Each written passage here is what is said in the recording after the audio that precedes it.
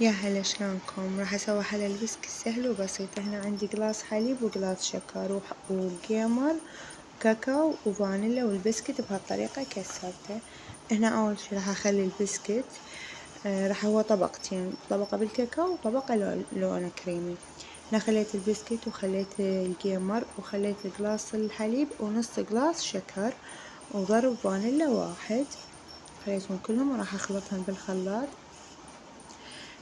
بعد ما خلطتهم بالخلاط هنا احتاجيت شوية مي قليل، يعني مو هواي مي، حسيت يعني ثخين كلش فخليت له شوية مي.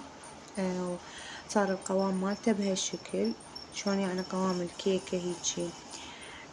هنا الطبقة الثانية راح اسويها بالكاكاو، خليت البسكت والكاكاو وخليت القمر وخليت النوبة الشكر النص قلاص، من ساعة خليت نص وهسه هم خليت نص، حتى تصير يعني الحلا مالها متوازنة مو كلش حلوة، أو حسب رغبتكم تحبوها حلوة زايد بكيفكم.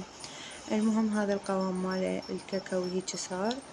هنا راح أخلي طبقة مال شو اسمه البسكت لون كريمي، وفوقه النوب اللون هذا الكاكاوي، وكريم وكاكاو يعني، وهيج راح أكمل المواعين كلهم على هاي الطريقة.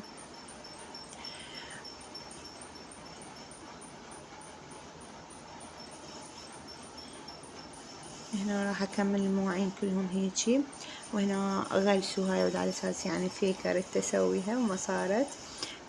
فالمهم الفكرة، وجربوها بنات، وأكيد أصلا انتم مجربيها وتعرفوها، والطعم كلش طيب، وبالعافية على اللي يجربها. حصتكم العافية.